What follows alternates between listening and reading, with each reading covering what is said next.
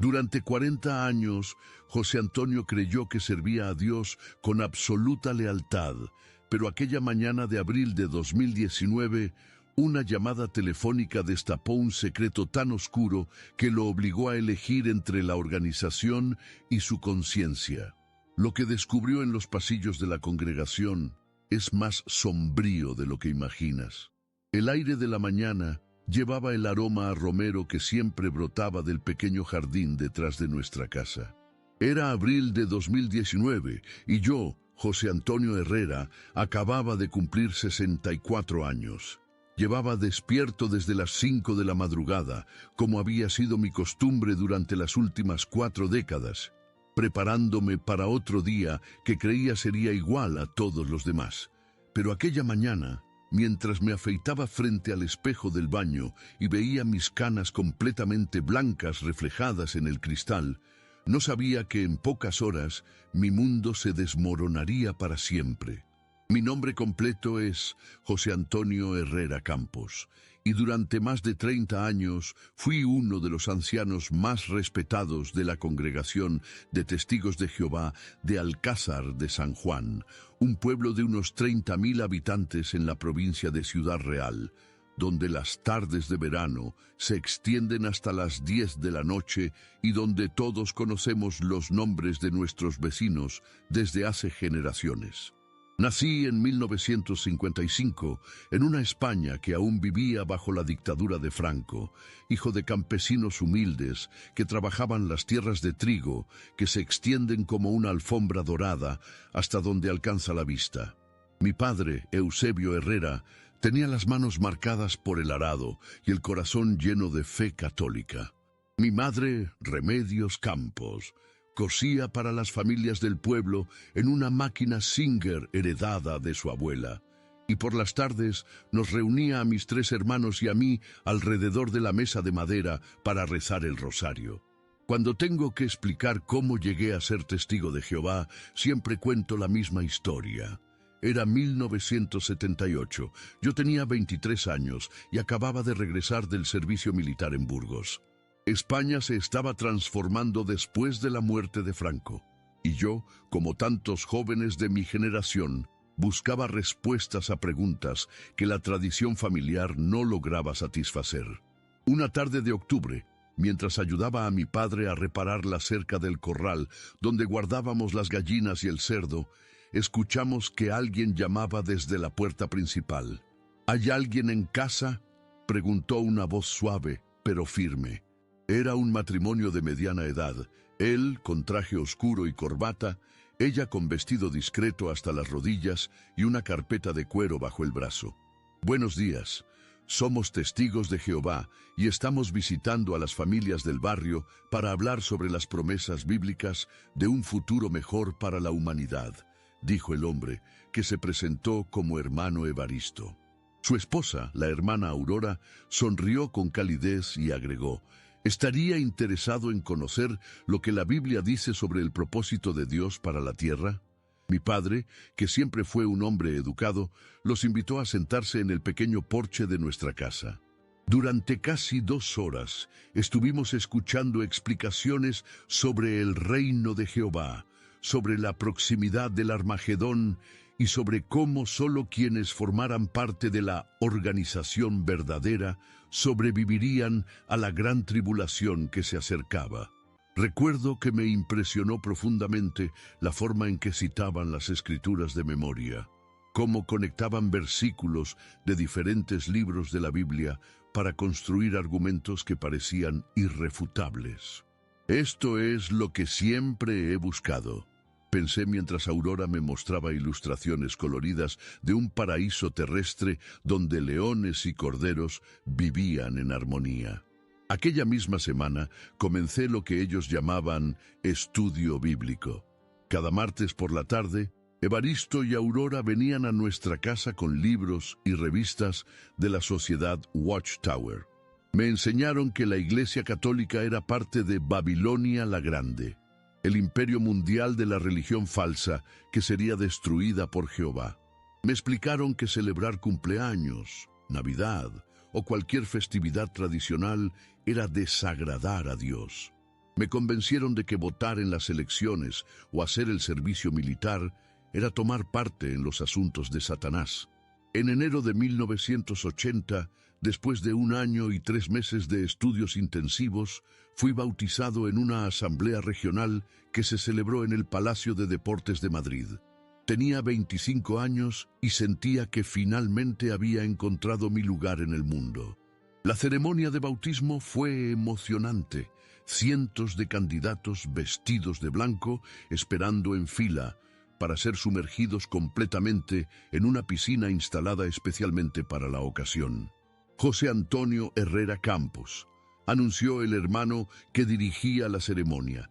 Te has arrepentido de tus pecados, te has dedicado a Jehová y comprendes que tu bautismo te identifica como testigo de Jehová asociado con la organización dirigida por el Espíritu de Dios.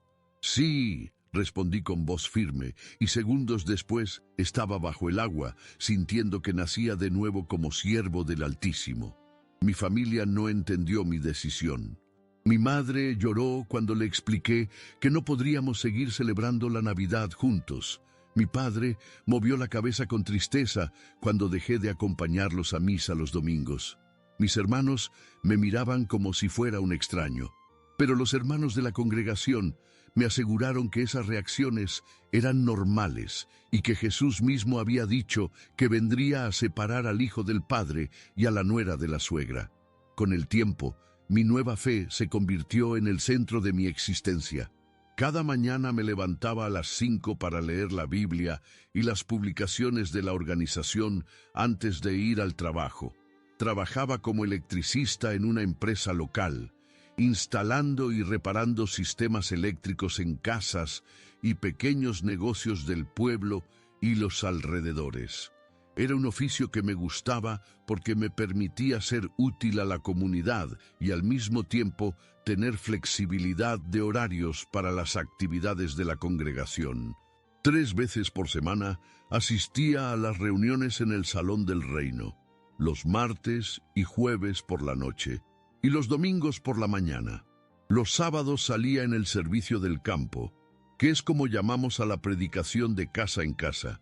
Llevaba conmigo una cartera de cuero marrón con revistas La Atalaya y Despertad, y recorría las calles de Alcázar de San Juan tocando puertas y ofreciendo estudios bíblicos a quienes mostraran interés. En 1985 conocí a Carmen, una hermana de una congregación vecina que había llegado al pueblo para trabajar como maestra en la escuela primaria. Carmen tenía 28 años, el pelo castaño claro recogido siempre en una coleta sencilla, y unos ojos marrones que irradiaban la paz que yo asociaba con la fe verdadera. Era una mujer tímida pero inteligente, que comentaba con sabiduría en las reuniones y que dedicaba casi 30 horas mensuales a la predicación. Nos casamos en julio de 1986 en una ceremonia sencilla celebrada en el Salón del Reino. El hermano Primitivo, que en aquellos años era el anciano coordinador de nuestra congregación, dirigió la ceremonia con un discurso basado en Efesios 5:33. El esposo debe amar a su esposa como a sí mismo. La esposa, por su parte, debe tener profundo respeto por su esposo. Carmen y yo nos mudamos a una casa pequeña pero acogedora en la calle Dulcinea del Toboso, muy cerca del centro del pueblo. Tenía 2 dormitorios, un salón con chimenea para los fríos inviernos manchegos y un patio trasero donde Carmen plantó rosales que florecían cada primavera, llenando el aire con su perfume. Los primeros años de matrimonio fueron los más felices de mi vida. Carmen y yo compartíamos no solo el amor mutuo, sino también el mismo fervor religioso. Estudiábamos la Biblia juntos cada noche después de la cena. Preparábamos nuestros discursos para las reuniones de entre semana y salíamos juntos en la predicación los fines de semana. En 1989 nació nuestra hija Elena, una niña hermosa de ojos verdes como los de Carmen y una sonrisa que iluminaba cualquier habitación donde entrara. 3 años después llegó nuestro hijo Miguel, un pequeño travieso pero obediente que desde muy temprana edad mostraba interés por las cosas espirituales. Fue precisamente por mis hijos que comencé a destacar en la congregación. Los otros hermanos admiraban la forma en que Carmen y yo educábamos a Elena y Miguel en la disciplina bíblica, sin gritos ni castigos corporales severos, pero con la firmeza necesaria para formar caracteres cristianos. Los niños participaban en las reuniones dando comentarios sencillos pero profundos, y cuando salían con nosotros en la predicación, se comportaban con el respeto y la seriedad que correspondía a pequeños ministros de Jehová.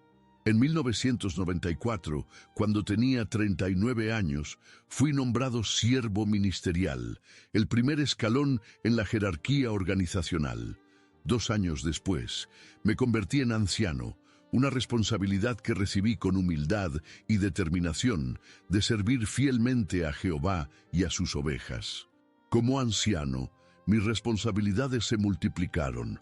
Dirigía la escuela del ministerio teocrático los jueves por la noche, preparaba discursos para las asambleas de circuito y distrito, aconsejaba espiritualmente a hermanos que enfrentaban dificultades y participaba en los comités judiciales cuando era necesario disciplinar a quienes violaban las normas bíblicas. Durante más de 20 años, desde 1996 hasta 2019, serví como anciano con una dedicación que ahora, al recordar, me parece casi obsesiva. Mi vida giraba completamente alrededor de la congregación. Me levantaba temprano para orar y estudiar, trabajaba lo necesario para mantener a mi familia y dedicaba el resto del tiempo a actividades relacionadas con la organización. Los hermanos me respetaban por mi conocimiento bíblico y mi disposición a ayudar. Cuando había conflictos familiares, me llamaban para mediar. Cuando alguien tenía dudas doctrinales, acudían a mí en busca de respuestas. Cuando había que organizar eventos especiales como la conmemoración de la muerte de Cristo o las asambleas de circuito, yo era uno de los coordinadores principales. Pero aquella mañana de abril de 2019, mientras el aroma a romero se colaba por la ventana abierta del baño y yo terminaba de afeitarme frente al espejo, no imaginaba que unas pocas horas después, mi fe, mi familia y mi vida entera estarían bajo una prueba que cambiaría todo para siempre. El teléfono sonó cuando acababa de desayunar el café con tostadas que Carmen me había preparado como cada mañana durante más de 30 años. José Antonio, ¿puedes venir al Salón del Reino ahora mismo? Ha surgido un asunto muy delicado que requiere atención inmediata, me dijo la voz del hermano Crescencio, el anciano coordinador del cuerpo de ancianos. Miré el reloj de la pared de la cocina. Marcaba las 8:15 de la mañana. Era inusual que nos convocaran tan temprano para reuniones no programadas. Por supuesto, hermano. Estaré allí en 15 minutos, respondí, sin saber que esa llamada marcaría el comienzo del fin de todo lo que había construido durante 4 décadas de servicio fiel. Llegué al Salón del Reino 15 minutos después de la llamada del hermano Crescencio. El edificio, construido con ladrillo rojo y ventanas altas que dejaban entrar la luz matutina, había sido nuestro lugar de reunión durante casi 25 años. Conocía cada rincón de aquel espacio, desde la biblioteca donde guardábamos las publicaciones, hasta la pequeña oficina trasera donde el cuerpo de ancianos se reunía para tratar asuntos confidenciales. Crescencio Ruiz Morales tenía 67 años y había servido como anciano durante más de 30 años. Era un hombre corpulento, de casi 1,80 m de altura, con el pelo completamente canoso peinado hacia atrás y unas gafas de montura dorada que le daban un aspecto distinguido. Había trabajado toda su vida como supervisor en una fábrica de azulejos y tenía esa autoridad natural que viene de dirigir personas durante décadas. Su voz grave y pausada imponía respeto cuando hablaba desde la plataforma durante las reuniones. José Antonio, gracias por venir tan pronto. me dijo mientras me indicaba que tomara asiento en una de las sillas del pequeño círculo que habían formado en la oficina. Junto a él estaban los otros 4 ancianos de nuestra congregación: Hermógenes, Saturnino, Emilio y Gregorio. Hermógenes Castillo era el más joven del grupo, con 52 años. Delgado y nervioso, siempre se tocaba el bigote cuando estaba preocupado. Trabajaba como contable en una gestoría del pueblo y tenía esa precisión matemática que aplicaba también a los asuntos espirituales. Era meticuloso hasta el extremo, el tipo de persona que llevaba anotaciones detalladas de cada reunión y que podía citar de memoria las fechas exactas de cambios doctrinales menores. Saturnino López, de 61 años, era agricultor como había sido mi padre. Tenía las manos curtidas por años de trabajo bajo el sol manchego y una manera directa de hablar que a veces resultaba brusca, pero que siempre reflejaba honestidad. Era viudo desde hacía 5 años, después de que su esposa Milagros muriera de cáncer, y desde entonces se había vuelto más serio, más introvertido. Emilio Fernández tenía 59 años y era el único del grupo que había estudiado en la universidad. Era licenciado en Historia y trabajaba como profesor en el Instituto de Educación Secundaria del pueblo. Alto y elegante, siempre vestía trajes bien planchados, incluso para las reuniones informales. Tenía una forma erudita de expresarse que a veces me hacía sentir intimidado, especialmente cuando citaba publicaciones antiguas de la Sociedad Watchtower que yo ni siquiera recordaba haber leído. Gregorio Sánchez era el mayor de todos nosotros, con 71 años. Había sido anciano durante casi 40 años y era considerado el patriarca espiritual de la congregación. Pequeño de estatura pero grande en sabiduría, tenía una memoria prodigiosa para los versículos bíblicos y una paciencia infinita para escuchar los problemas de los hermanos. Sus consejos siempre estaban llenos de compasión y buen sentido, y yo los respetaba profundamente. Hermanos, comenzó Crescencio con un tono más serio de lo habitual, hemos recibido una acusación muy grave contra uno de los miembros de nuestra congregación. Se trata de un asunto que requiere la formación inmediata de un comité judicial. Mi corazón empezó a latir más rápido.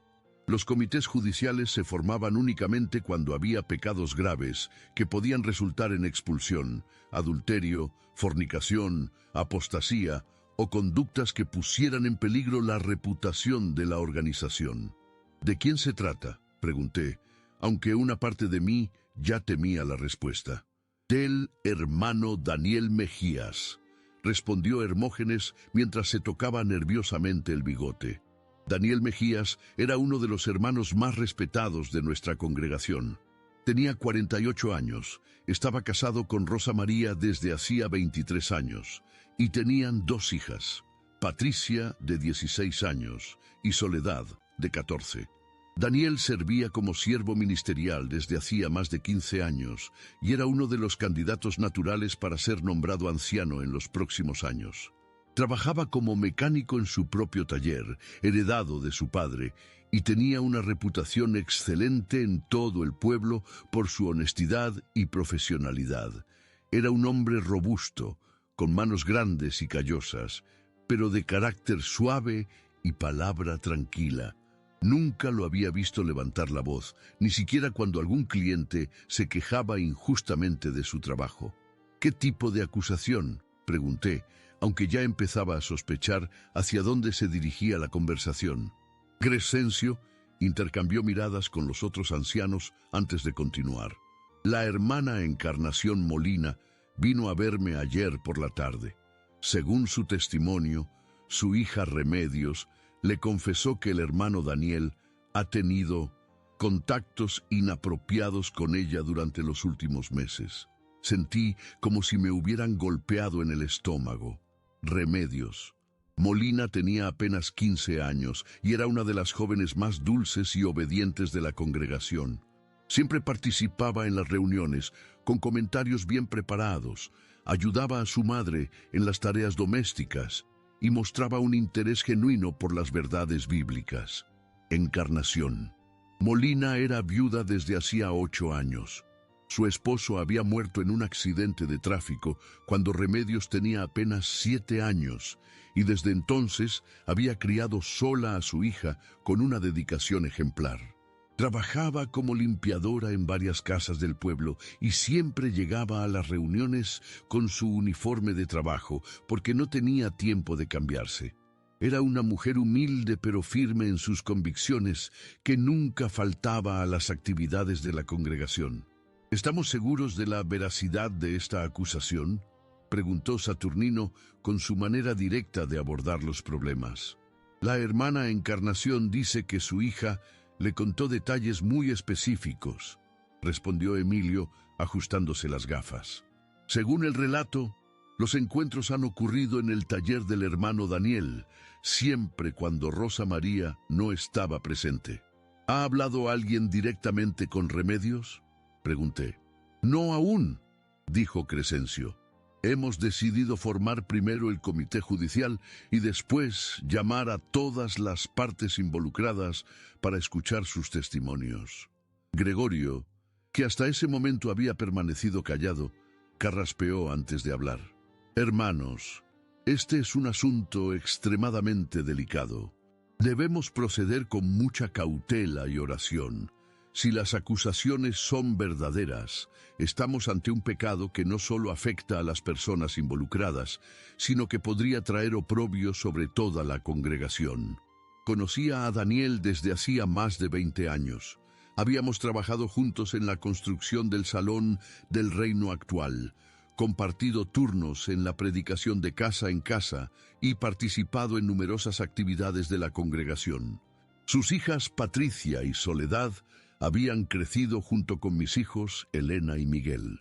Nuestras familias habían compartido cenas, excursiones y vacaciones, pero también conocía los procedimientos establecidos por la organización para casos como este. Según las instrucciones del cuerpo gobernante, cualquier acusación de abuso sexual debía ser investigada minuciosamente por un comité judicial formado por 3 ancianos. Si se confirmaba la culpabilidad, el infractor sería expulsado inmediatamente de la congregación. ¿Quiénes formarán el comité?, pregunté, aunque ya sospechaba que sería seleccionado para participar. Hemos decidido que seas tú, junto con Emilio y Gregorio, respondió Crescencio. Tu experiencia en asuntos judiciales y tu reputación de imparcialidad te hacen ideal para presidir el comité. Durante los siguientes 20 minutos discutimos los detalles del procedimiento. Según las directrices de la organización, tendríamos que citar primero a Daniel para informarle de las acusaciones y darle la oportunidad de responder. Después, citaríamos a Remedios y a su madre Encarnación para escuchar su testimonio. Finalmente, si era necesario, podríamos llamar a otros testigos que pudieran aportar información relevante. Hermanos, dijo Gregorio con la solemnidad que caracterizaba sus intervenciones más importantes. Recordemos que nuestro objetivo no es condenar, sino restaurar. Si el hermano Daniel ha cometido este pecado, nuestra responsabilidad es ayudarle a arrepentirse genuinamente y a reparar el daño causado. Por supuesto, acordé, aunque por dentro ya empezaba a sentir la pesadez de la responsabilidad que recaía sobre mis hombros. Hay otro asunto que debemos considerar, añadió Emilio con su tono profesoral. Según las instrucciones más recientes de la sucursal, debemos evaluar si este caso requiere notificación a las autoridades civiles. Crescencio frunció el ceño. Las cartas del cuerpo gobernante son muy claras al respecto. Solo debemos contactar con las autoridades si las leyes locales nos obligan específicamente a hacerlo. En todos los demás casos, el asunto debe manejarse internamente para proteger la reputación de la organización. Pero estamos hablando de una menor de edad, insistió Emilio. Las leyes españolas sobre protección de menores podrían aplicarse en este caso. Esperemos a escuchar todos los testimonios antes de tomar esa decisión. intervino Gregorio con su sabiduría característica. Es posible que las acusaciones no sean exactamente como las ha presentado la hermana Encarnación. Salí de aquella reunión con una sensación de inquietud que no lograba definir. Conocía los procedimientos organizacionales y los había aplicado en otros casos anteriores, pero nunca había enfrentado una situación que involucrara a una menor de edad y a un hermano tan respetado como Daniel. Durante el camino de regreso a casa, pasé por delante del taller de Daniel. Estaba abierto y podía ver su figura robusta inclinada sobre el motor de un coche. Me saludó con la mano y sonrió como había hecho miles de veces durante los últimos 20 años. En ese momento me resultó imposible imaginar que ese hombre, que parecía la imagen misma de la honestidad y la rectitud cristiana, pudiera ser culpable de las acusaciones que acababa de escuchar. Pero también recordé otros casos que habíamos manejado en el pasado, situaciones donde hermanos aparentemente ejemplares habían caído en pecados que nadie habría imaginado posibles. La naturaleza humana imperfecta podía llevar incluso a los más fieles por caminos de transgresión. Carmen me esperaba en casa con el almuerzo preparado, lentejas con chorizo y una ensalada de tomate y cebolla. Era una de mis comidas favoritas, pero ese día apenas pude probar bocado. «¿Qué ocurre, José Antonio? Te noto preocupado», me preguntó mientras recogía los platos de la mesa. «Asuntos de la congregación», respondí evasivamente. «Nada de lo que te tengas que preocupar». Carmen me conocía lo suficiente para saber cuándo era mejor no insistir con las preguntas. Los asuntos de comités judiciales eran estrictamente confidenciales y ella respetaba esa confidencialidad, aunque a veces significara mantener cierta distancia emocional. Esa tarde, mientras intentaba concentrarme en la reparación de un sistema eléctrico en una casa del centro del pueblo, mi mente no paraba de dar vueltas a los detalles de la acusación contra Daniel. ¿Cómo era posible que un hombre que conocía tan bien hubiera cometido un acto tan despreciable? Y si las acusaciones eran falsas, ¿cómo podríamos distinguir la verdad de la mentira en una situación tan delicada? Por la noche, después de la cena, me retiré a mi pequeño estudio para orar y meditar sobre el asunto. Tenía una costumbre de leer las Escrituras cuando enfrentaba decisiones difíciles, buscando sabiduría divina para actuar correctamente. Abrí la Biblia en el libro de 1 Corintios capítulo 5, donde el apóstol Pablo instruye sobre cómo tratar a los pecadores dentro de la congregación cristiana. Pero ahora os escribo que no os asociéis con nadie que, llamándose hermano, sea fornicario, o avaro, o idólatra, o injuriador, o borracho, o ladrón. Con el tal ni aun comáis. Las palabras me resultaban familiares después de décadas de estudio, pero esa noche tenían un peso especial. Si Daniel era culpable de las acusaciones, tendríamos que aplicar esa instrucción bíblica sin consideración por nuestra amistad personal o por el impacto que su expulsión tendría sobre su familia y sobre la congregación. Pero también recordé las palabras de Jesús en Mateo 18, 15, 17, donde establece el procedimiento para tratar las ofensas entre hermanos. Si tu hermano peca contra ti, ve y repréndele estando tú y él solos. Si te oyere, has ganado a tu hermano.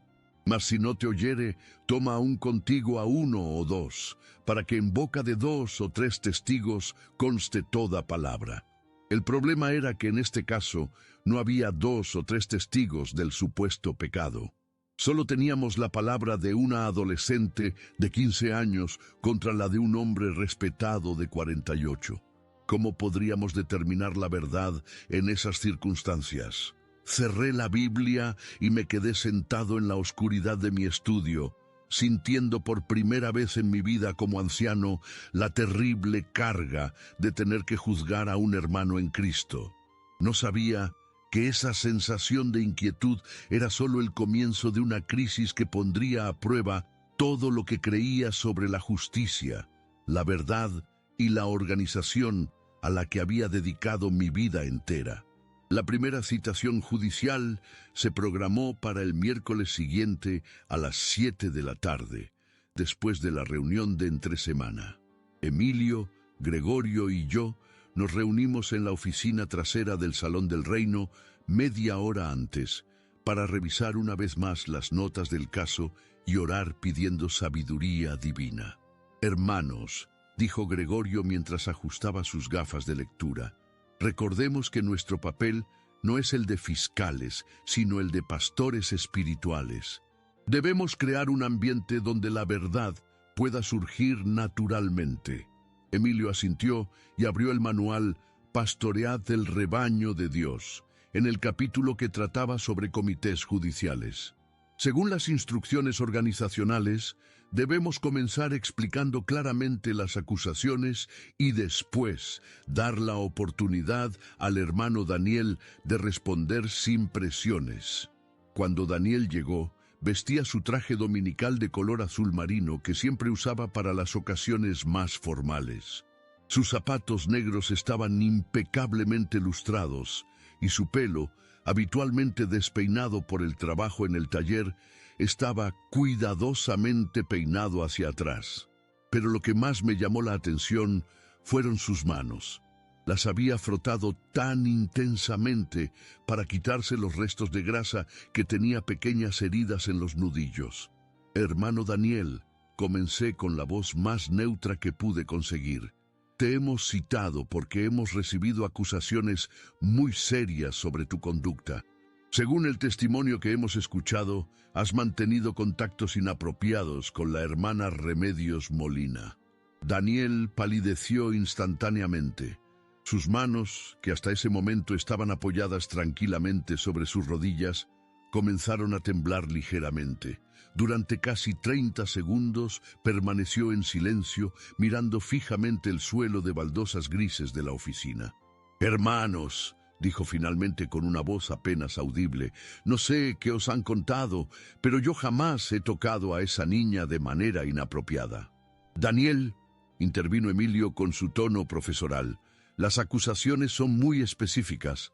Según el testimonio de Encarnación Molina, su hija le confesó que has tenido encuentros íntimos con ella en tu taller durante los últimos meses». «¡Eso es mentira!», exclamó Daniel alzando la voz por primera vez. «Una mentira absoluta.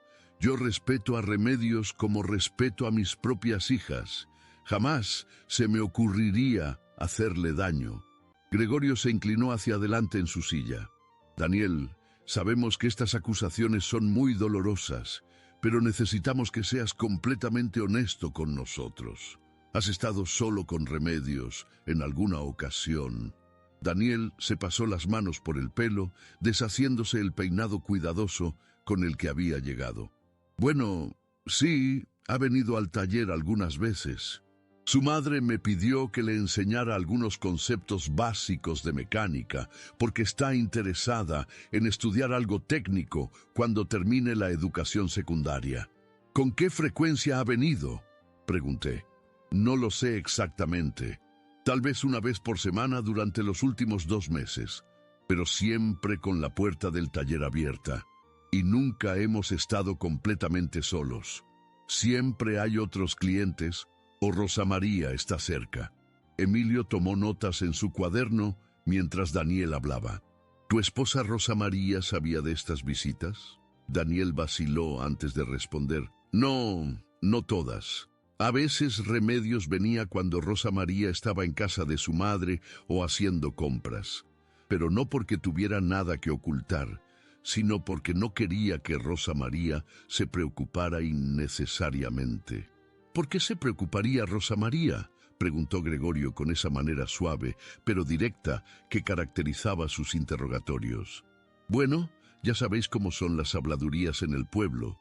Rosa María es muy celosa, no porque tenga motivos, sino por su carácter. No quería que malinterpretara mi intención de ayudar a una hermana joven». Las respuestas de Daniel me parecían plausibles, pero había algo en su lenguaje corporal que me inquietaba. Seguía frotándose las manos nerviosamente y evitaba el contacto visual directo cuando respondía a las preguntas más delicadas. Daniel, dije después de una pausa, ¿has tenido algún tipo de contacto físico con Remedios durante estas visitas al taller? ¿Contacto físico? ¿Cómo qué? Cualquier tipo de contacto. Abrazos, palmaditas en el hombro, tocarle las manos. Bueno, puede ser que le haya puesto la mano en el hombro cuando le explicaba algo sobre el motor de un coche, o que le haya tocado las manos cuando le enseñaba a usar algunas herramientas. Pero nada más que eso, hermanos. Nada inapropiado. Emilio dejó de escribir y miró directamente a Daniel. Las acusaciones van mucho más allá de contactos casuales, hermano. Según el testimonio que hemos recibido, has tocado a Remedios en partes íntimas de su cuerpo. «¡Eso es una calumnia!», gritó Daniel poniéndose de pie bruscamente. «No sé por qué esa niña está diciendo esas mentiras, pero yo jamás he hecho algo así». «Daniel, por favor, siéntate y mantén la calma», dijo Gregorio con firmeza. «Sabemos que estas acusaciones son muy graves, pero necesitamos llegar al fondo de este asunto». Daniel se sentó nuevamente, pero ahora su respiración era agitada y tenía gotas de sudor en la frente, a pesar de que la oficina estaba fresca por la tarde de abril. «Hermanos», continuó con voz temblorosa, «llevo más de 20 años sirviendo fielmente en esta congregación. Conocéis mi carácter, conocéis mi familia, conocéis mi reputación. ¿De verdad creéis que soy capaz de hacer algo tan horrible?».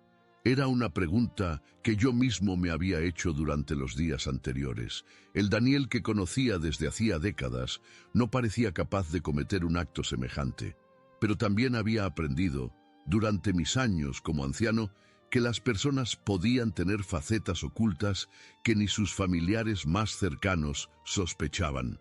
«Daniel», dijo Emilio cerrando su cuaderno, «vamos a suspender esta sesión aquí. Queremos que vuelvas a casa, reflexiones sobre todo lo que hemos hablado y ores pidiendo a Jehová que te ayude a ser completamente honesto.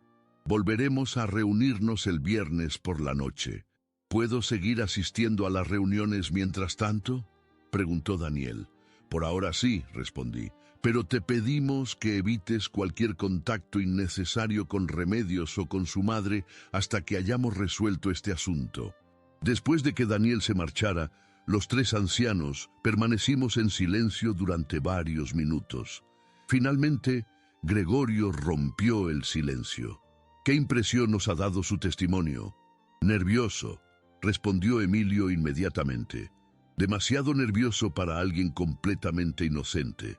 «Por otro lado», añadí, «cualquiera estaría nervioso ante acusaciones tan graves, independientemente de su culpabilidad». «Hay algunos elementos en su historia que no me convencen», dijo Gregorio pensativo. «¿Por qué ocultarle a su esposa las visitas de Remedios si realmente no tenía nada que esconder? Y el detalle de tocarle las manos y el hombro», agregó Emilio. «¿Era realmente necesario tanto contacto físico para enseñar mecánica?». Decidimos que la siguiente sesión sería con Remedios y su madre Encarnación. Era crucial escuchar directamente de la presunta víctima los detalles de lo ocurrido antes de tomar cualquier decisión definitiva. El viernes por la tarde, Encarnación llegó al Salón del Reino acompañada de Remedios. La madre vestía su mejor vestido, de color azul oscuro con pequeñas flores blancas, que reservaba para ocasiones especiales como asambleas o bodas. Remedios llevaba una falda larga de color gris y una blusa blanca de mangas largas que le quedaba grande, como si hubiera sido heredada de alguien mayor. Lo que más me impactó fue la transformación física de Remedios. La chica alegre y participativa que conocía había sido reemplazada por una adolescente pálida, de mirada esquiva, que se retorcía las manos constantemente. Había perdido peso y tenía ojeras que sugerían noches de insomnio. «Remedios», comenzó Gregorio con la voz más suave posible. «Entendemos que este es un momento muy difícil para ti.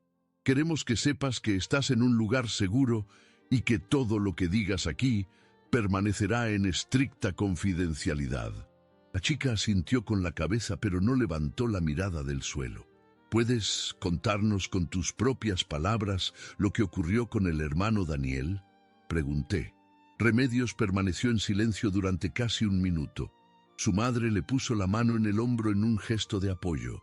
Él me pidió que fuera al taller, murmuró finalmente con una voz casi inaudible. ¿Cuándo fue la primera vez?, preguntó Emilio. Hace unos 3 meses. Me dijo que me enseñaría cosas sobre los coches porque yo le había comentado que quería estudiar algo técnico. ¿Y qué pasó esa primera vez? Remedios comenzó a llorar silenciosamente. Las lágrimas rodaron por sus mejillas mientras luchaba por encontrar las palabras. Al principio todo parecía normal. Me explicaba cómo funcionaba el motor, me enseñaba las herramientas, pero después empezó a ponerse muy cerca de mí cuando me explicaba las cosas. ¿Muy cerca cómo?, insistió Gregorio con delicadeza. Se ponía detrás de mí y me tocaba los hombros. Al principio pensé que era normal, pero después sus manos empezaron a bajar. No pudo continuar. Los sollozos la interrumpieron y Encarnación la abrazó protectoramente. «Hija mía», dijo Encarnación, «ya hemos hablado de esto. Tienes que contarles a los hermanos exactamente lo que me dijiste a mí». Remedios se secó las lágrimas con un pañuelo que le ofreció su madre y continuó con voz temblorosa. Me tocaba el pecho por encima de la ropa y después metía las manos por debajo de la blusa. Sentí un nudo en el estómago al escuchar esas palabras. Si era verdad lo que estaba diciendo Remedios, Daniel había cometido no solo un pecado grave, según las normas cristianas, sino también un delito según las leyes españolas. ¿Cuántas veces ocurrió esto?, preguntó Emilio mientras tomaba notas. No lo sé exactamente, tal vez 5 o 6 veces. Siempre me decía que era nuestro secreto y que si se lo contaba a alguien nadie me creería porque él era un anciano respetado y yo solo una niña. ¿Por qué no nos lo dijiste antes, hija?, preguntó Gregorio. Tenía miedo y además me daba vergüenza. Pensaba que tal vez era culpa mía por haber ido al taller. Encarnación intervino con voz firme. Yo le he explicado que no es culpa suya, que los adultos son los responsables de mantener límites apropiados con los menores. Escuchamos el testimonio completo de Remedios durante más de 1 hora. Sus respuestas eran consistentes y los detalles que proporcionaba parecían demasiado específicos para ser inventados. Describió con exactitud la distribución del taller de Daniel, los horarios cuando solía ir, incluso el tipo de música que él ponía en la radio mientras trabajaba. Pero lo que más me convenció de su veracidad fue su lenguaje corporal. No había nada teatral o exagerado en su manera de contar los hechos. Al contrario, parecía reacia a proporcionar detalles, como si cada palabra le causara dolor físico. «Remedios», dije al final de la sesión, «¿estás completamente segura de todo lo que nos has contado?» «Sí», respondió mirándome directamente a los ojos por primera vez en toda la tarde. Ojalá fuera mentira, pero es verdad. Después de que Remedios y Encarnación se marcharan, los 3 ancianos nos quedamos en la oficina discutiendo las implicaciones de lo que habíamos escuchado. «Su testimonio me parece creíble», dijo Gregorio después de una larga pausa. «A mí también», coincidió Emilio. «Los detalles son demasiado específicos y consistentes para ser inventados. Pero tenemos que considerar la posibilidad de que sea una acusación falsa», argumenté, aunque por dentro ya estaba convencido de la culpabilidad de Daniel. Las consecuencias de una decisión equivocada serían devastadoras. «Tiene razón», dijo Gregorio, «pero también tenemos que considerar las consecuencias de no actuar si las acusaciones son verdaderas. No podemos permitir que un depredador continúe en la congregación». Decidimos citar nuevamente a Daniel para el lunes siguiente. Esta vez le presentaríamos directamente el testimonio de Remedios y le daríamos una última oportunidad de confesar si había algo de verdad en las acusaciones. El fin de semana fue uno de los más difíciles de mi vida. Durante las reuniones del sábado y domingo, veía a Daniel sentado con su familia en su lugar habitual, participando normalmente en los comentarios, y me resultaba casi imposible conciliar esa imagen de respetabilidad con las acusaciones que habíamos escuchado. Rosa María, su esposa, me saludó con la amabilidad de siempre después de la reunión del domingo. Patricia y Soledad, sus hijas, jugaban con otros niños de la congregación como si nada hubiera cambiado. ¿Cómo era posible que una familia aparentemente tan normal ocultara un secreto tan terrible? El lunes por la noche, Daniel regresó a la oficina del Salón del Reino. Esta vez su apariencia era notablemente diferente. No se había afeitado con su cuidado habitual. Su camisa estaba arrugada y tenía ojeras que sugerían noches sin dormir. Daniel, comencé sin preámbulos. Hemos escuchado el testimonio de Remedios Molina. Sus acusaciones son muy específicas y detalladas. Te voy a dar una última oportunidad para que seas completamente honesto con nosotros. Daniel permaneció en silencio durante varios minutos, con la cabeza entre las manos. Cuando finalmente levantó la mirada, tenía los ojos llenos de lágrimas. «Hermanos», dijo con voz quebrada, «he luchado conmigo mismo durante días, pidiendo perdón a Jehová y tratando de encontrar la manera de reparar el daño que he causado». Mi corazón se aceleró. Estaba a punto de confesar. Sí, toqué a Remedios de manera inapropiada. No fue mi intención cuando empezaron las visitas al taller, pero algo en mí se descontroló. Sé que no tengo excusa y que he traicionado la confianza de su familia y de toda la congregación. El silencio que siguió a esa confesión fue ensordecedor. Durante más de 20 años de servicio como anciano, había participado en docenas de comités judiciales, pero nunca había enfrentado algo tan grave como esto. «Daniel», dijo Gregorio con voz temblorosa, «¿te das cuenta de la gravedad de lo que acabas de confesar?» «Sí, hermano, y estoy dispuesto a aceptar las consecuencias. Solo os pido que tengáis misericordia de mi familia. Rosa María y mis hijas no saben nada de esto y no merecen sufrir por mis errores». Emilio cerró su cuaderno de notas y me miró significativamente. Según los procedimientos organizacionales, una confesión de abuso sexual hacia un menor resultaba automáticamente en expulsión de la congregación. «Daniel», dije con la voz más firme que pude conseguir, «necesitamos suspender esta sesión para deliberar. Te comunicaremos nuestra decisión mañana por la tarde». Después de que Daniel se marchara, los tres ancianos nos quedamos en la oficina hasta casi las 11 de la noche discutiendo las implicaciones del caso. La decisión sobre la expulsión era clara según las normas organizacionales, pero quedaba una cuestión más complicada. ¿Deberíamos notificar a las autoridades civiles? Las instrucciones de la sucursal son claras, dijo Emilio. Solo debemos contactar con las autoridades si las leyes locales nos obligan específicamente a hacerlo como líderes religiosos. Pero estamos hablando de un delito, argumenté. Remedios es menor de edad y ha sido víctima de abuso sexual. La organización siempre ha manejado estos asuntos internamente, respondió Gregorio. Contactar con las autoridades podría traer publicidad negativa que dañe la reputación de los testigos de Jehová. Esa noche, de camino a casa, me detuve en la plaza del pueblo y me senté en uno de los bancos de piedra que rodeaban la fuente central. La brisa nocturna llevaba el aroma de los jazmines que crecían en los jardines cercanos, pero yo no podía disfrutar de esa tranquilidad. Por primera vez en mi vida como anciano, sentía que las instrucciones organizacionales entraban en conflicto directo con lo que mi conciencia me dictaba.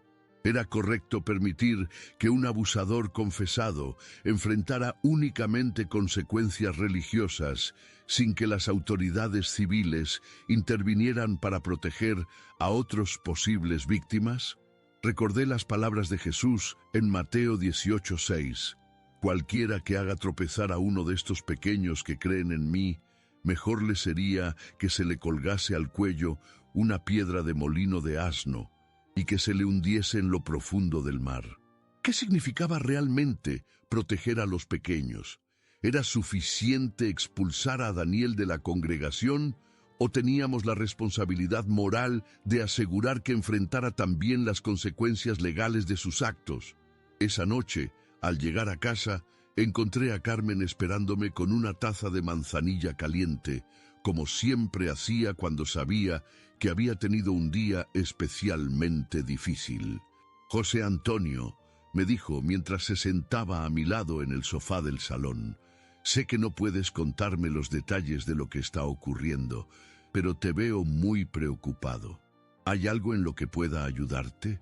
La miré a los ojos y por primera vez en nuestros más de 30 años de matrimonio, sentí la tentación de romper la confidencialidad del comité judicial para buscar su consejo.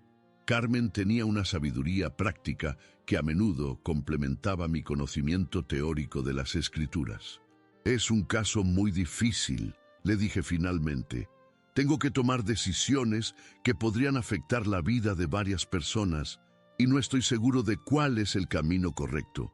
¿Has orado pidiendo sabiduría?, me preguntó. Sí, pero siento como si las respuestas fueran contradictorias. Por un lado, tengo las instrucciones de la organización y por otro, tengo mi conciencia que me dice algo diferente. Carmen me tomó de la mano. José Antonio, en los 33 años que llevamos casados, nunca te he visto tan angustiado por una decisión.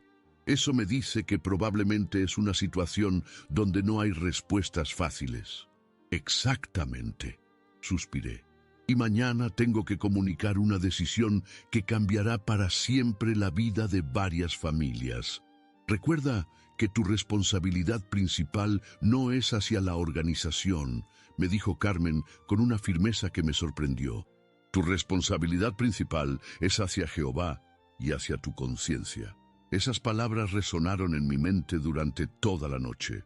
¿Cuándo había comenzado a considerar las instrucciones organizacionales como más importantes que los dictados de mi conciencia?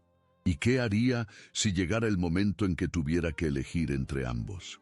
No sabía que esa disyuntiva estaba mucho más cerca de lo que imaginaba, y que la decisión que tomaría al día siguiente marcaría el comienzo del fin de mi vida como testigo de Jehová. El martes por la tarde llegué al Salón del Reino con una determinación que había cristalizado durante la noche de insomnio. Emilio y Gregorio ya estaban esperándome en la oficina, pero pude percibir inmediatamente una tensión diferente en el ambiente. José Antonio, me dijo Gregorio tan pronto como me senté, hemos recibido una llamada de la sucursal esta mañana. Mi corazón dio un vuelco. Las llamadas directas de la sucursal española de los Testigos de Jehová eran extremadamente raras y siempre indicaban asuntos de máxima gravedad. ¿Qué han dicho?, pregunté, aunque ya sospechaba hacia dónde se dirigía la conversación. Emilio se ajustó las gafas antes de responder.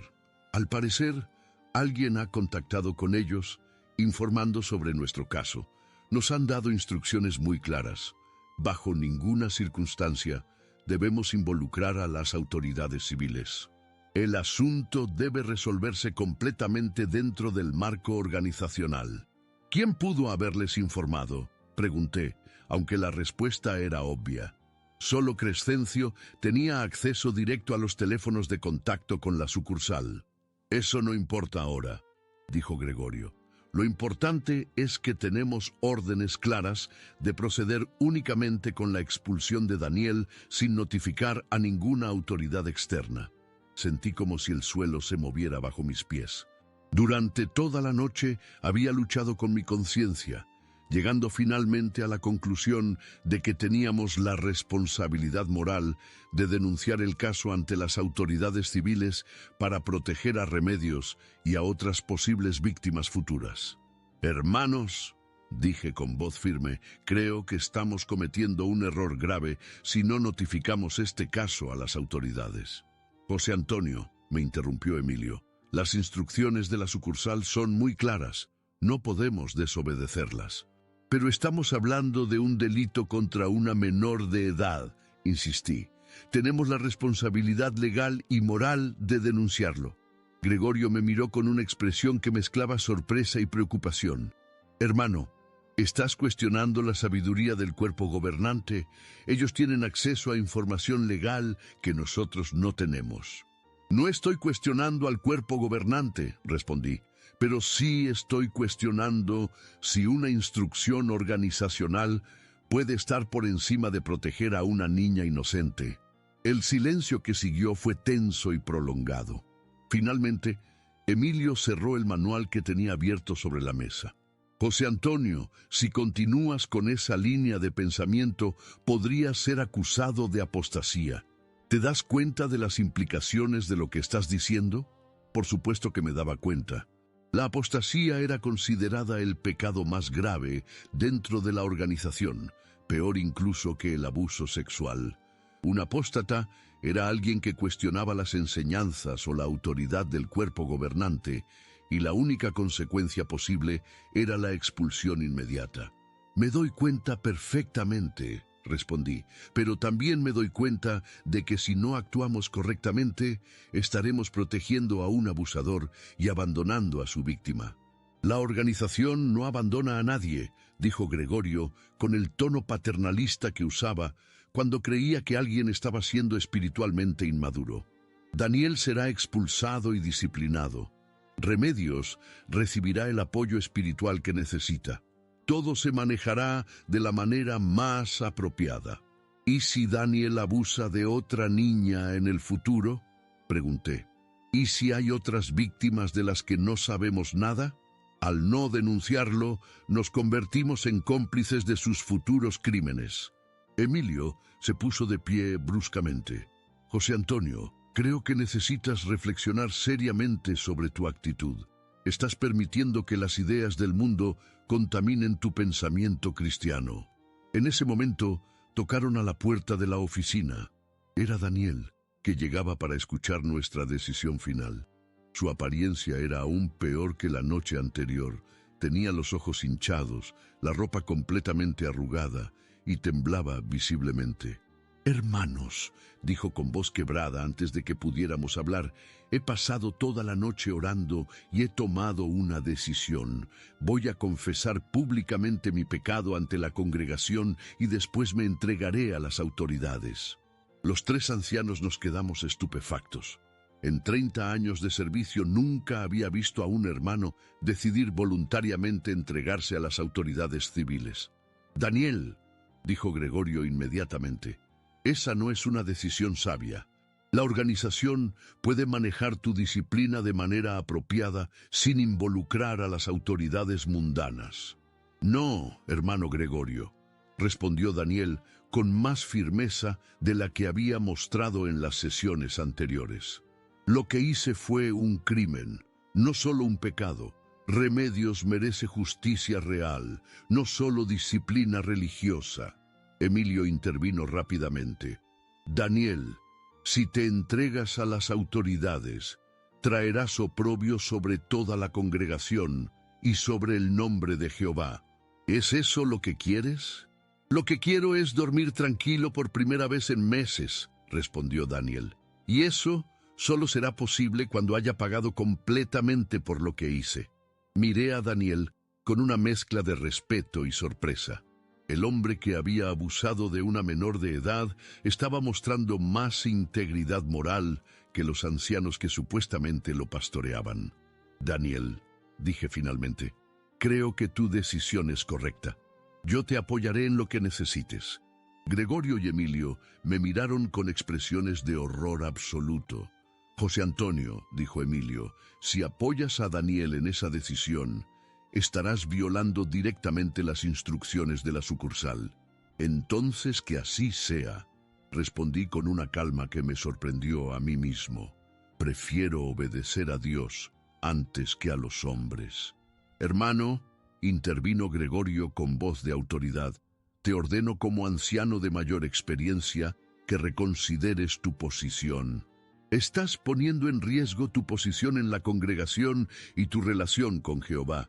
Mi relación con Jehová está bien, respondí. Es mi relación con la organización la que está en crisis. Daniel nos miraba alternadamente mientras nosotros discutíamos su futuro. Finalmente habló. Hermanos, no quiero ser causa de división entre vosotros. Ya he causado suficiente daño. Mañana por la mañana iré a la comisaría de policía, con o sin vuestro apoyo.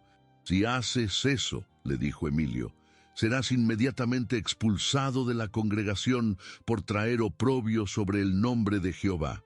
Ya esperaba eso, respondió Daniel, pero prefiero ser expulsado haciendo lo correcto que mantenerme en la congregación ocultando un crimen. En ese momento tomé la decisión que cambiaría mi vida para siempre. Daniel, dije poniéndome de pie, no irás solo a la comisaría, yo te acompañaré. Gregorio se levantó también, con la cara roja de indignación. José Antonio, si haces eso, estarás automáticamente renunciando a tu posición como anciano y exponiéndote a ser expulsado por apostasía. Entiendo las consecuencias, respondí, pero no puedo vivir con la conciencia de haber elegido proteger a la organización en lugar de proteger a una niña inocente. Piensa en tu familia, me suplicó Emilio. Carmen, tus hijos, tus nietos, todos te darán la espalda si eres expulsado. Era la amenaza más cruel que podían hacerme, y ellos lo sabían. En la organización de los Testigos de Jehová, la expulsión significaba la muerte social. Ningún hermano, incluidos los familiares, podía mantener relaciones normales con un expulsado. Ya he pensado en mi familia, respondí, y precisamente por ellos necesito actuar correctamente. No quiero que mis nietos crezcan en una organización que protege a los abusadores. Daniel me miró con lágrimas en los ojos. José Antonio, no tienes por qué sacrificarte por mí. Ya he arruinado demasiadas vidas. No es un sacrificio, le respondí, es hacer lo correcto. Gregorio hizo un último intento de persuasión. José Antonio, reflexiona una vez más. Has servido fielmente durante más de 30 años. ¿Vas a tirar todo eso por la borda en un momento de confusión emocional? No lo estoy tirando por la borda, respondí con total convicción. Lo estoy poniendo donde debe estar, al servicio de la justicia y la protección de los inocentes. Emilio recogió sus papeles de la mesa con movimientos bruscos.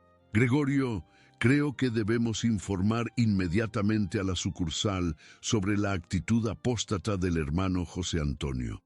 Adelante, les dije. Informad lo que queráis. Pero mañana por la mañana estaré en la comisaría acompañando a Daniel y después visitaré a Remedios y a su madre para asegurarme de que reciban todo el apoyo que necesitan. Daniel se puso de pie y me extendió la mano. Gracias, José Antonio. No sabes lo que significa para mí no enfrentar esto solo. Le estreché la mano firmemente. Nadie debería enfrentar las consecuencias de hacer lo correcto en soledad. Salimos juntos de la oficina, dejando atrás a Gregorio y Emilio sumidos en un silencio tenso. Mientras caminábamos hacia la puerta principal del Salón del Reino, Daniel me dijo, ¿realmente estás dispuesto a perder todo por esto? Me detuve en el umbral y miré una última vez el interior del edificio donde había pasado tantas horas durante las últimas décadas. No estoy perdiendo nada, Daniel. Por primera vez en años estoy ganando algo, la paz de una conciencia limpia. Aquella noche llegué a casa más tarde de lo habitual. Carmen me esperaba en el salón, pero pude ver en su expresión que ya sabía que algo definitivo había ocurrido. José Antonio, me dijo sin preámbulos, Crescencio llamó hace una hora. Me dijo que habías tomado una decisión muy grave y que mañana habría una reunión de emergencia del cuerpo de ancianos. Me senté a su lado y le tomé las manos. Carmen, tengo que contarte algo que cambiará nuestras vidas para siempre. Durante la siguiente hora le conté toda la historia. Las acusaciones contra Daniel, su confesión, las instrucciones de la sucursal y mi decisión de acompañarlo a denunciar el caso ante las autoridades. Carmen me escuchó en silencio absoluto, sin interrumpir ni una sola vez. Cuando terminé de hablar, permaneció callada durante varios minutos, procesando las implicaciones de todo lo que había escuchado. José Antonio, me dijo finalmente, ¿estás completamente seguro de que esta es la decisión correcta? Más seguro de lo que he estado de cualquier cosa en mi vida, respondí. Entonces yo te apoyo, me dijo apretándome las manos. Pase lo que pase, estaremos juntos. En ese momento supe que, independientemente de las consecuencias que vinieran, había tomado la decisión correcta, y que el verdadero cristianismo no consistía en obedecer ciegamente a una organización, sino en actuar según la conciencia guiada por principios de justicia y compasión. La mañana del miércoles amaneció con un cielo gris que parecía reflejar la gravedad de lo que estaba a punto de ocurrir.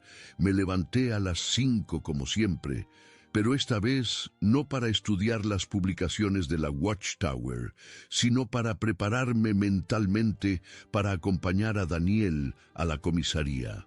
Carmen me preparó el desayuno en silencio, pero pude ver en sus ojos una mezcla de preocupación y orgullo. Antes de salir de casa, me abrazó más fuerte de lo habitual. José Antonio, me susurró al oído, pase lo que pase hoy, quiero que sepas que estoy orgullosa de ti. Daniel me esperaba en la puerta de la comisaría de la Guardia Civil de Alcázar de San Juan a las 9 de la mañana. Tenía una pequeña maleta en la mano y una expresión de determinación que no había visto en él durante las sesiones del comité judicial. ¿Has dormido algo?, le pregunté. Un poco, respondió. Por primera vez en meses no he tenido pesadillas. Creo que mi conciencia ya está en paz. La comisaría era un edificio moderno de ladrillo claro, con el escudo de la Guardia Civil prominentemente displayed sobre la entrada principal. Nunca antes había puesto un pie en ese lugar, y sentí una extraña mezcla de nerviosismo y alivio al cruzar el umbral. El sargento que nos atendió, un hombre de unos 40 años con el uniforme impecablemente planchado, nos escuchó con profesionalidad cuando Daniel explicó que quería confesarse culpable de abuso sexual contra una menor. «Señor Mejías», le dijo el sargento después de tomar las primeras notas, «comprenda que una vez que formalice esta denuncia no podrá retractarse. ¿Está completamente seguro de lo que está haciendo?» «Completamente seguro», respondió Daniel sin vacilar. Durante las siguientes 3 horas, Daniel proporcionó un testimonio detallado de sus acciones. Yo permanecí a su lado como apoyo moral, contestando únicamente cuando me preguntaron sobre mi papel en el descubrimiento del caso como anciano de la congregación. ¿La organización religiosa tenía conocimiento de estos hechos?, me preguntó el sargento en un momento determinado. Sí, respondí honestamente. Fuimos notificados hace una semana por la madre de la víctima. ¿Y por qué no denunciaron el caso inmediatamente? Esa pregunta me golpeó como un puñetazo, porque recibimos instrucciones de nuestra organización de manejar el asunto internamente sin involucrar a las autoridades civiles. El sargento intercambió una mirada significativa con su compañero antes de continuar escribiendo. Era evidente que no era la primera vez que escuchaba algo así. Cuando salimos de la comisaría al mediodía, Daniel fue puesto en libertad provisional, pero con la obligación de presentarse semanalmente mientras se instruía el caso. La investigación formal comenzaría inmediatamente y Remedios tendría que prestar declaración ante un juez especializado en menores, José Antonio, me dijo Daniel, mientras caminábamos hacia nuestros coches, nunca podré agradecerte suficientemente lo que has hecho hoy. No tienes que agradecerme nada, respondí. Has sido tú quien ha tenido el valor de enfrentar las consecuencias de tus actos. Pero tú has arriesgado todo para apoyarme. Eso tiene más valor del que puedes imaginar. Aquella tarde, tal como había prometido, visité a Encarnación y Remedios en su casa. Vivían en una pequeña vivienda de una planta en el barrio de San Isidro, con un jardín delantero lleno de geranios rojos que Remedios cuidaba con esmero. Encarnación me recibió con expresión cautelosa. Era evidente que ya había recibido noticias de lo ocurrido en la comisaría. Hermano José Antonio, me dijo invitándome a pasar, me han dicho que ha acompañado a Daniel a denunciarse ante la Guardia Civil. Así es, confirmé. Creía que era lo correcto. Pero los otros ancianos dicen que eso va contra las instrucciones de la organización, comentó con preocupación evidente. Me senté en el pequeño sofá del salón, decorado con fotografías familiares y una imagen de Jesús rodeado de niños que colgaba de la pared principal. Encarnación, mi responsabilidad principal no es hacia la organización, sino hacia Jehová y hacia proteger a los inocentes. Remedios merece que se haga justicia completa. Remedios apareció desde la cocina con una bandeja de té de manzanilla. La transformación en su aspecto era notable. Tenía mejor color en el rostro y por primera vez en semanas sonrió al verme.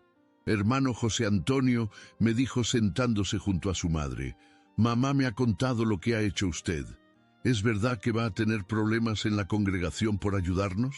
Posiblemente, respondí con honestidad, pero eso no es importante. Lo importante es que ahora tendrás la protección que mereces. Pero usted ha sido anciano durante muchos años, insistió Remedios. No quiero ser culpable de que pierda su posición.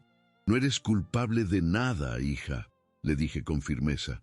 Los únicos culpables son quienes cometieron el abuso y quienes intentaron ocultarlo. Encarnación sirvió el té con manos temblorosas. Hermano José Antonio, ¿qué va a pasar ahora con nuestra familia en la congregación?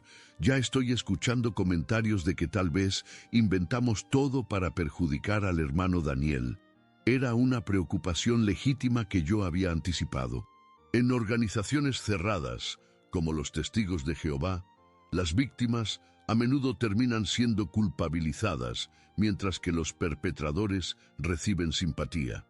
Encarnación, le dije, es posible que algunas personas reaccionen mal porque es más fácil culpar a las víctimas que enfrentar la realidad de que alguien respetado ha cometido un crimen grave. Pero ustedes tienen mi apoyo incondicional. ¿Y si nos echan de la congregación?, preguntó Remedios. Si os echan por haber dicho la verdad, entonces no es una congregación digna de vuestras vidas, respondí. Jehová no abandona a quienes buscan justicia. Pasamos casi 2 horas hablando sobre los próximos pasos. Les expliqué que tendrían que testificar ante un juez, pero que estarían protegidas por especialistas en casos de menores. También les aseguré que, independientemente de las reacciones de la congregación, contarían con mi apoyo y el de Carmen. Cuando regresé a casa por la tarde, encontré a Carmen esperándome con expresión preocupada. José Antonio, me dijo tan pronto como entré, ha venido Crescencio. Dice que mañana por la noche hay una reunión de emergencia del cuerpo de ancianos y que tu presencia es obligatoria. ¿Te ha dicho algo más? Que han recibido instrucciones directas de la sucursal sobre cómo proceder contigo. Esa noche, después de la cena, me retiré a mi estudio para reflexionar sobre los acontecimientos de los últimos días. Abrí mi Biblia en el Salmo 82, versículo 3. Defended al débil y al huérfano, haced justicia al afligido y al menesteroso. Durante más de 30 años había leído ese versículo sin comprender completamente su implicación. Ahora, por primera vez, entendía que defender a los débiles podía significar enfrentar a las instituciones poderosas, incluso aquellas que decían representar a Dios. La reunión de emergencia se programó para el jueves a las 8 de la noche. Llegué al salón del reino con la determinación de mantener mi posición sin importar las consecuencias. En la oficina me esperaban los 5 ancianos de la congregación, más 2 hermanos que no reconocí inmediatamente. Ancianos de congregaciones vecinas enviados por la sucursal para supervisar el proceso. José Antonio, comenzó Crescencio con un tono más formal de lo habitual, has sido citado ante este comité porque tus acciones de los últimos días constituyen una grave violación de las instrucciones organizacionales y pueden ser consideradas actos de apostasía. Uno de los ancianos visitantes, un hombre mayor con pelo completamente blanco, abrió una carpeta llena de documentos. Hermano Herrera, me dijo, soy el hermano Perfecto Sánchez, anciano de circuito enviado por la sucursal. Hemos recibido informes de que has acompañado a un hermano expulsado a denunciarse ante las autoridades civiles, violando así las instrucciones específicas que recibisteis de la organización. Es correcto, respondí sin intentar excusarme. Acompañé a Daniel Mejías a la comisaría porque creí que era mi responsabilidad moral hacerlo. ¿Te das cuenta, intervino el segundo anciano visitante, de que al hacer eso has puesto los intereses mundanos por encima de los intereses del reino de Jehová? No, respondí firmemente, he puesto los intereses de una víctima inocente por encima de los intereses de la reputación organizacional. Hermógenes se tocó nerviosamente el bigote antes de hablar. José Antonio, ¿no crees que la organización de Jehová tiene la sabiduría necesaria para manejar estos asuntos apropiadamente? Creo que ninguna organización humana es infalible, respondí. Y cuando las instrucciones organizacionales entran en conflicto con la protección de menores inocentes, debo seguir mi conciencia. El silencio que siguió fue tenso. El hermano Perfecto intercambió miradas con sus compañeros antes de continuar. José Antonio, ¿estás dispuesto a retractarte públicamente de tus acciones y a seguir estrictamente las instrucciones organizacionales en el futuro? No, respondí sin vacilar. No me retractaré de haber hecho lo correcto. Entonces, dijo Crescencio con tristeza evidente en su voz, no nos dejas otra alternativa que proceder con tu expulsión de la congregación por apostasía. Entiendo, respondí poniéndome de pie, pero quiero que quede claro que no estoy siendo expulsado por pecar contra Dios. Estoy siendo expulsado por proteger a una niña inocente. Salí de aquella reunión con una extraña sensación de libertad. Por primera vez en décadas, había actuado según los dictados de mi conciencia, sin temor a las consecuencias organizacionales. El anuncio de mi expulsión se hizo el domingo siguiente durante la reunión matutina. El hermano que dirigía la reunión se limitó a decir, José Antonio Herrera ya no es uno de los testigos de Jehová. No se dieron explicaciones, como es costumbre en estos casos. Carmen estaba sentada a mi lado cuando se hizo el anuncio. Inmediatamente después, los hermanos comenzaron a evitar el contacto visual conmigo y a alejarse físicamente. Era el comienzo del ostracismo social que caracteriza el trato hacia los expulsados. Pero algo inesperado ocurrió cuando salíamos del salón del reino. Encarnación y Remedios se acercaron a nosotros abiertamente, ignorando las miradas de desaprobación de otros hermanos. Hermano José Antonio, me dijo Encarnación con lágrimas en los ojos, quiero que sepa que para nosotras, usted seguirá siendo un hombre de Dios, independientemente de lo que diga la organización. Remedios me abrazó espontáneamente, algo que estaba prohibido hacer con un expulsado. Gracias por creer en mí, me susurró. Gracias por demostrar que hacer lo correcto es más importante que proteger reputaciones. Aquella tarde, mientras Carmen y yo caminábamos por las calles de nuestro pueblo, reflexionamos sobre lo que significaba este cambio radical en nuestras vidas. José Antonio, me dijo Carmen tomándome del brazo. ¿Te arrepientes de algo? Solo de una cosa, respondí, de haber tardado tanto tiempo en darme cuenta de que la verdadera obediencia a Dios a veces requiere desobedecer a los hombres. El proceso judicial contra Daniel siguió su curso durante los meses siguientes. Fue condenado a 3 años de prisión, pero la sentencia fue suspendida con la condición de que recibiera tratamiento psicológico y no tuviera contacto con menores no familiares durante 5 años. Remedios recibió terapia especializada y gradualmente recuperó la confianza en sí misma. Su testimonio valiente ayudó a procesar legalmente un caso que podría haber quedado oculto para siempre.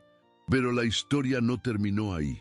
Mi expulsión tuvo consecuencias que se extendieron mucho más allá de lo que había anticipado. 5 años han pasado desde aquella mañana de abril cuando todo cambió para siempre. Mientras escribo estas líneas desde el pequeño despacho de mi nueva casa en las afueras de Toledo, el aroma a romero sigue llegando del jardín que Carmen ha plantado con tanto esmero, recordándome que la vida continúa y que las decisiones difíciles a menudo nos llevan por caminos inesperados pero necesarios. Mi expulsión de los testigos de Jehová marcó el comienzo de una transformación profunda que nunca habría imaginado posible a los 64 años. Los primeros meses fueron los más duros de mi vida. El ostracismo social fue brutal y sistemático. Hermanos que habían sido mis amigos durante décadas cruzaban la calle para evitar encontrarse conmigo. Los comerciantes testigos del pueblo dejaron de atenderme. Incluso algunos familiares lejanos cortaron toda comunicación. Pero algo extraordinario ocurrió en medio de esa adversidad. Carmen nunca vaciló en su apoyo. A pesar de las enormes presiones que recibió de la congregación para que me abandonara, permaneció firmemente a mi lado. «Me casé contigo, José Antonio», me dijo una tarde cuando le pregunté si se arrepentía de haber elegido quedarse conmigo. «No con una organización. Y el hombre con el que me casé es el mismo que tuvo el valor de proteger a una niña inocente». Carmen fue oficialmente marcada por la congregación por mantener relaciones normales con un expulsado, lo que significaba que los demás hermanos la evitaban socialmente, aunque no la expulsaran formalmente. 6 meses después de mi expulsión, ella también tomó la decisión de alejarse de la organización. «No puedo seguir formando parte de un grupo que castiga a quienes protegen a los vulnerables», me declaró un domingo por la mañana mientras preparaba café en lugar de alistarse para la reunión. «Mi conciencia no me lo permite». Nuestros hijos, Elena y Miguel, reaccionaron de maneras muy diferentes. Elena, que entonces tenía 30 años y había criado a sus propios hijos dentro de la organización, inicialmente siguió las instrucciones de evitar contacto con nosotros. Durante 1 año entero no supimos nada de ella ni de nuestros nietos. Miguel, 3 años menor y siempre más cuestionador, comenzó a hacer preguntas incómodas sobre por qué su padre había sido expulsado por proteger a una menor. Gradualmente, a medida que conocía más detalles de la historia, empezó a visitar nuestra casa en secreto, arriesgando su propia posición en la congregación. «Papá», me dijo durante una de esas visitas clandestinas, «toda mi vida me enseñaste que hacer lo correcto era más importante que ser popular. No puedo condenarte por aplicar exactamente esa enseñanza». La ruptura familiar que más me dolió fue con Elena. Durante meses, intenté contactar con ella a través de cartas que le enviaba por correo, explicándole mis motivaciones y asegurándole que mi amor por ella y por mis nietos no había cambiado. Las cartas nunca recibieron respuesta. El punto de inflexión llegó 2 años después de mi expulsión, cuando Elena se enteró por fuentes externas de los detalles específicos del caso Remedios. Hasta entonces, los ancianos le habían dicho únicamente que yo había sido expulsado por apostasía, sin explicar las circunstancias concretas. Una tarde de octubre apareció en nuestra puerta sin previo aviso, con los ojos hinchados de haber llorado. Sin decir una palabra me abrazó y permaneció así durante varios minutos. «Papá», me dijo finalmente, «perdóname, no sabía la verdad completa. Pensé que habías abandonado tu fe por razones egoístas, pero ahora entiendo que hiciste lo que cualquier padre decente habría hecho». El reencuentro con Elena marcó el comienzo de un proceso gradual de reconstrucción familiar. Miguel formalizó sus visitas, dejando de ocultarlas a la congregación. Mis nietos, que tenían entonces entre 8 y 12 años, volvieron a llamarme abuelo y a buscar mis consejos para sus problemas infantiles. Pero el mayor regalo vino cuando Elena anunció que había decidido alejarse también de la organización. «No puedo criar a mis hijos en un ambiente que les enseña a abandonar a sus propios padres por defender lo correcto», me explicó. «Prefiero que crezcan fuera de la organización, pero con principios morales sólidos». La transición a una vida fuera de los testigos de Jehová no fue fácil para ninguno de nosotros. Después de décadas de que cada aspecto de nuestra existencia estuviera estructurado alrededor de las actividades organizacionales, tuvimos que aprender a vivir de manera diferente. Los primeros domingos por la mañana fueron especialmente difíciles. Durante más de 40 años había empleado esas horas en reuniones o en actividades de predicación. De repente me encontraba con tiempo libre que no sabía cómo utilizar. Carmen sugirió que visitáramos diferentes iglesias cristianas del área para explorar otras expresiones de fe.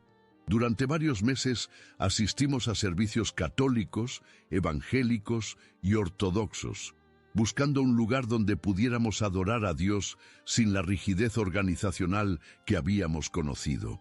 Finalmente, nos establecimos en una pequeña iglesia evangélica en Toledo, donde el pastor, un hombre de unos 50 años, llamado David Martín, nos recibió con los brazos abiertos cuando conoció nuestra historia. «Hermano José Antonio», me dijo, después de escuchar los detalles de mi expulsión, «usted hizo exactamente lo que Jesús habría hecho. Poner el bienestar de los vulnerables por encima de las conveniencias institucionales.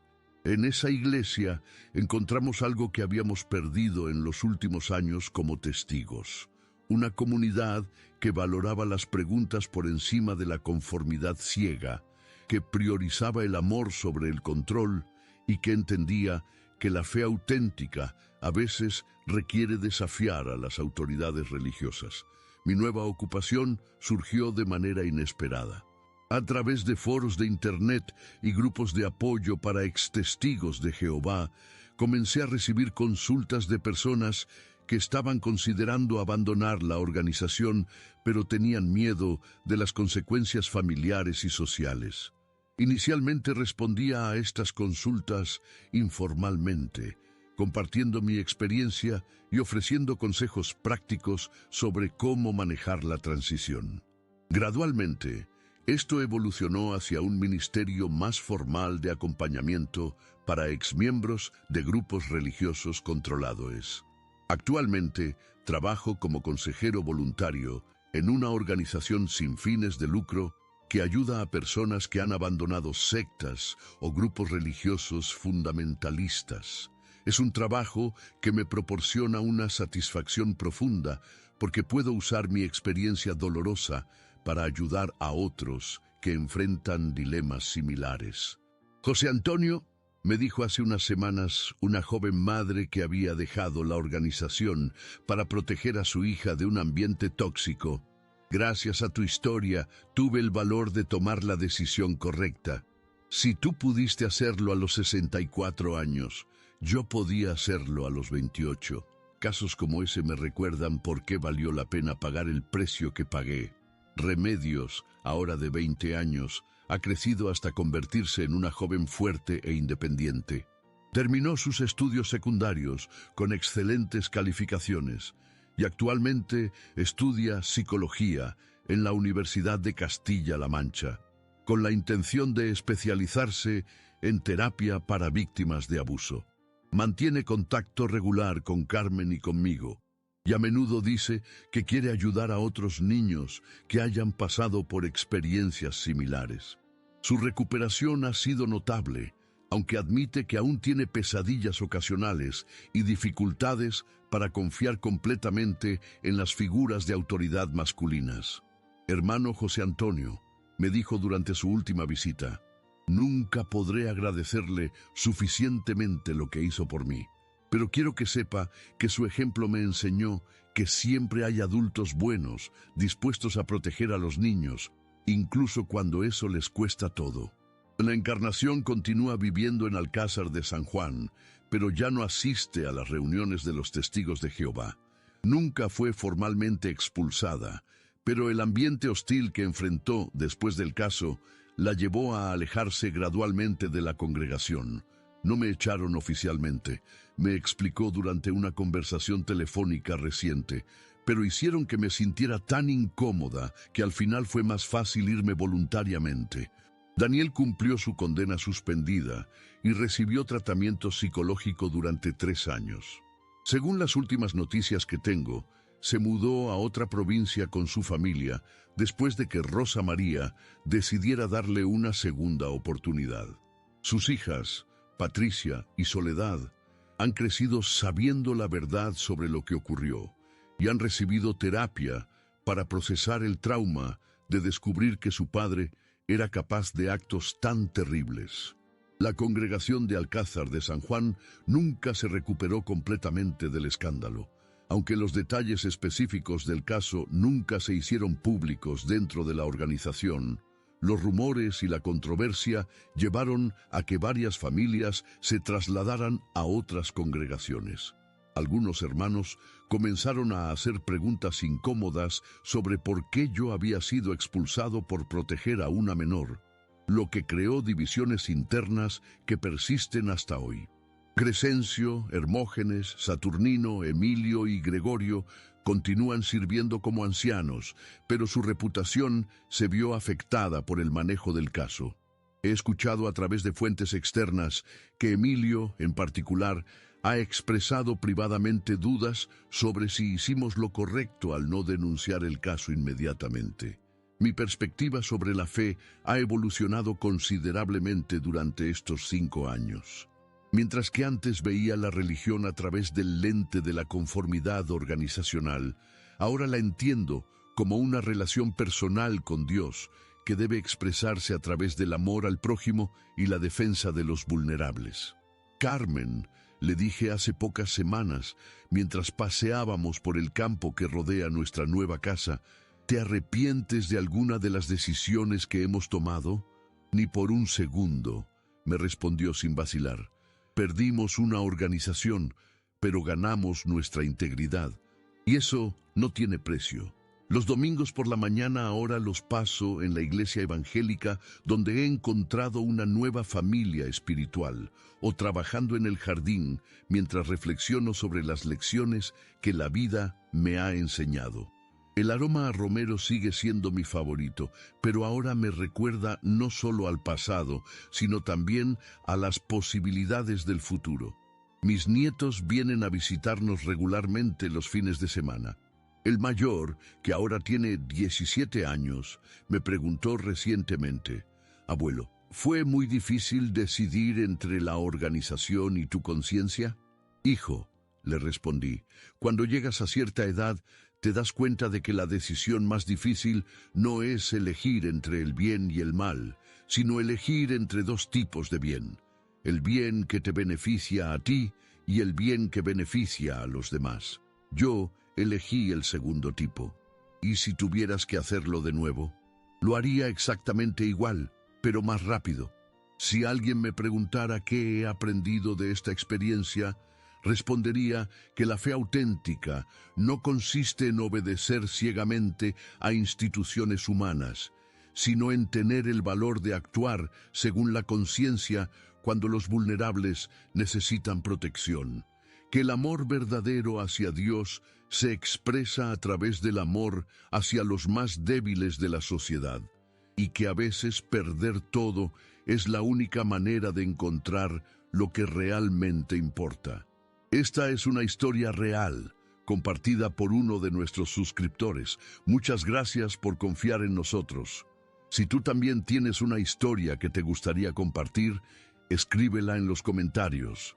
Estaremos muy felices de contar tu historia en nuestro canal.